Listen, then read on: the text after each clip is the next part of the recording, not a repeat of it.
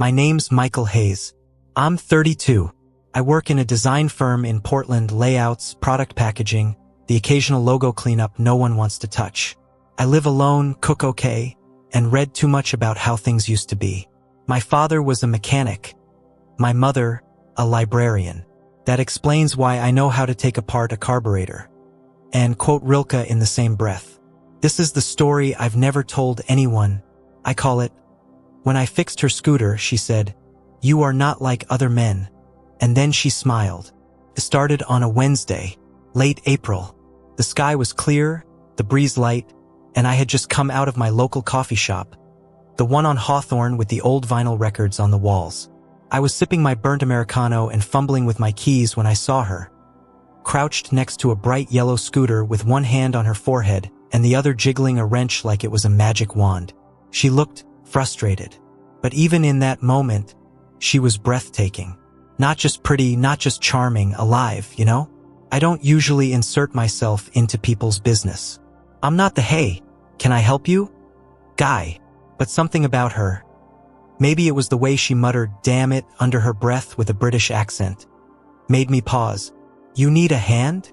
I asked, surprising even myself. She looked up. Her eyes locked with mine, stormy gray, like a sky right before a downpour. She tilted her head. "You good with scooters?" she asked. There was no smile yet, just challenge. I nodded. I grew up fixing bikes and engines with my dad. That thing, I pointed, is probably just a flooded carb. "Is that fixable?" she asked. "Only if you promise not to report me if I make it worse," I joked. She laughed, finally. A soft, musical sound. "It's been stalling all morning." I was about to give up and walk it back to my place like a stubborn dog. 10 minutes under the scooter, 15 tops. It was, as I guessed, a minor blockage. I cleared it, tightened a screw, and checked the choke. She stood the whole time with her arms crossed, watching me like she was trying to figure something out. When the engine sputtered to life and purred like a satisfied cat, she said, "You're not like other men." And then she smiled. That smile, God, it stayed with me. It wasn't flirtatious. It wasn't coy. It was grateful and vulnerable, and unguarded in a way that made something deep in my chest shift. "My name's Eleanor," she said, offering her hand. "But people call me Ellie." "Michael," I replied, wiping my hands on my jeans. "Friends call me Mike." She didn't let go right away. Her handshake was firm. Her eyes searched mine, like she was silently asking, "Are you real? Let me buy you coffee?" she asked. "Or a donut? Or both?" I nodded.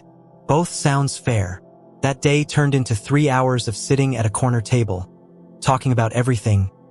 Books, work, childhoods. Ellie was a freelance illustrator working remotely for a firm in London. She'd moved to Portland 6 months ago for a fresh start. I didn't ask what she was running from, but something in her pauses told me there was a story. She was fierce and funny and thoughtful. She argued that bagels were better than croissants and told me Monet was overrated. I disagreed, but I liked the way she made her case, with hands and passion and this way of being certain.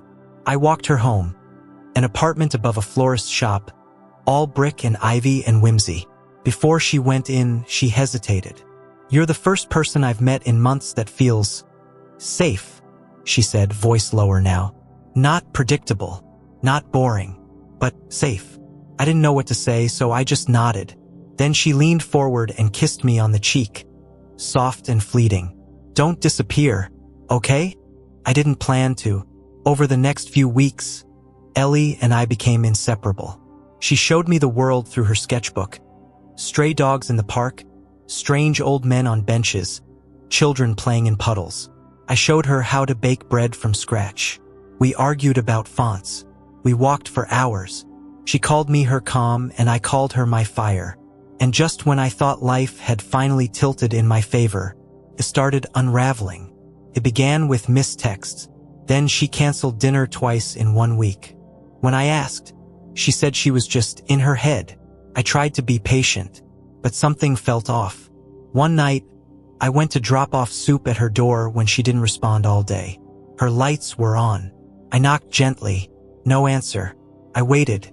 5 minutes later, the door cracked open. Her eyes were red, and her voice low. "Mike, you can't be here right now." I froze. "Did I do something?" "No," she said, stepping out and closing the door behind her. "It's not you. There are things I haven't told you." "Like what?" She looked away. "Things I'm not proud of. Things that might make you leave." "Ellie," I said, taking her hand. "Whatever it is, I want to understand." She shook her head. "Please, just give me a few days.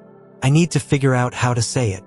Then she pressed something into my palm, a small folded note, and disappeared inside. I walked home with the note still clenched in my hand. I didn't open it until I was in bed, the room quiet. It read, "If you knew who I really was, you wouldn't have fixed the scooter. If you still want to see me after next week, meet me Friday night, 9 p.m. at the lighthouse." No signature, no explanation, just a truth I wasn't ready for. But I was going. I had to know. Friday night came like thunder in my chest. I barely worked that week. I'd pick up my phone, open her last message, reread the words, "If you knew who I really was," and then sit back wondering, was she married? Was she in danger? Was she mentally unwell? Or maybe, just maybe, she was testing if I was the kind of man who stayed. The lighthouse sat at the edge of Cannon Beach, the kind of place that feels haunted even on sunny days. Jagged rocks, relentless waves, the wind howling like something from an old war film. She picked it, I think, because it was neutral ground, isolated, dramatic. I waited there from 8:40 onward, and at exactly 9:01, I saw her silhouette in the moonlight, coat flapping behind her, hair loose and wild. She walked with purpose, but there was something in her shoulders, something broken. "Hi," I said. She stopped 2 feet from me. Her eyes glistened. "I almost didn't come," she whispered.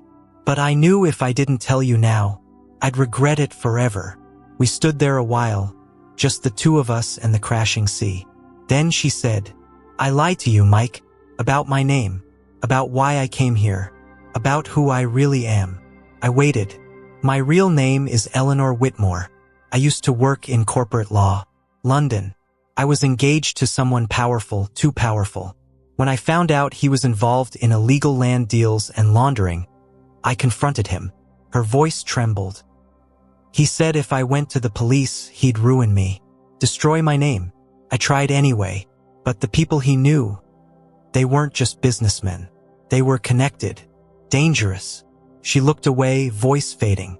"My apartment was broken into. My cat was poisoned. My face was in the paper with false accusations. So I ran. I changed my name. I left everything. Portland was random. The scooter? Borrowed from a neighbor. You were never supposed to be part of this." I felt the ground shift beneath me, not because I didn't believe her, but because I did. All of it. She wasn't acting. She wasn't manipulating. She was exhausted, like someone who'd been running barefoot for years. "Why tell me now?" I asked.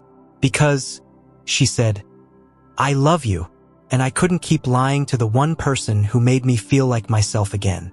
The words hit me like wind against stone. I should have felt betrayed, angry, but I didn't. Instead, I asked, "Is someone still looking for you?" She nodded. "I got a call yesterday, a voice I recognized. No name, just silence and breathing. He's found me." Something surged in me. Protectiveness? Instinct? "Come with me," I said. "We'll figure it out together. Go to the police. Hire someone. Anything. But don't keep running alone. I can't drag you into this." "You already did," I said softly. "And I'm not sorry." That night we didn't sleep. We made a plan. I contacted an old friend, Tyler, now an investigative journalist who owed me a favor. He agreed to dig into Eleanor's ex-fiancé and help us craft a formal report. We gathered documents, emails, screenshots she had backed up in an old drive. I was amazed at how meticulous she had been. For the first time in years, she felt hopeful. Until 3 days later, someone broke into my apartment. Nothing stolen, just disrupted. Drawers open, papers scattered. A single post-it on my fridge. Stay out of what's not yours. Ellie went pale when she saw it. I told you, she whispered. They don't just scare, they bury. But I'd made my choice. We checked into a small motel outside the city. I gave Tyler everything. And 2 days later, he called with what he'd found. Mike. This goes deeper than a crooked fiancé. The guy's tied to shell companies in 3 countries. There's an open Interpol file buried under layers of red tape. Your girl wasn't paranoid. She was lucky to survive. He paused. They'll come after her harder now. But the right people are watching. We stayed in hiding for the next few weeks. Ellie started drawing again, sketching moments from memory from our coffee shop from that first scooter repair. And each night, she'd read me stories from her childhood. She said she hadn't felt real in years. That being with me made her visible again. One evening, as we lay on the motel bed, she touched my face gently. If anything happens to me, she whispered, promise you'll forget the lies. Remember the smile. I won't let anything happen to you, I said. She smiled sadly. You don't get to decide that. It happened fast. 2 weeks later, we were driving back from a grocery run. A black SUV appeared behind us. No plates, no lights, just intent. I turned sharply. It followed. I sped up. So did they. I took a hard right into a narrow alley. They vanished. But Ellie was shaking. Not from the chase, but from the realization. They're not trying to scare us anymore. They're tying loose ends. That night, we made a final decision. We handed over every document to federal authorities through Tyler's contact. Ellie would testify. In exchange, she'd be placed under temporary protection. It was the right thing, but it meant we had to separate. I remember the last time I saw her, standing at the gate of the safe house compound, arms crossed like the first day. I hate that I met you this way, she said. I don't, I whispered. You were always real to me, even behind the lies. She touched her lips to mine one last time, and then she walked away. Weeks turned into months. The case made headlines. The fiancé was arrested. Multiple men indicted. Her name was cleared, but I didn't see her again. Until one day, almost a year later, I got a package at my doorstep. No return address. Inside, a sketch. It was me, hunched over her scooter, wrench in hand. Her words scribbled beneath it. You weren't like other men. You never flinched at the truth. You held me steady when the world shook.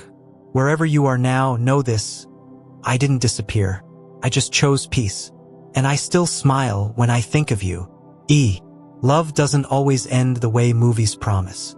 Sometimes it leaves you with scars and sketches. But if you're lucky, it also leaves you better than it found you. And sometimes, a single smile, right when the world feels darkest, can change everything you ever believed about fate.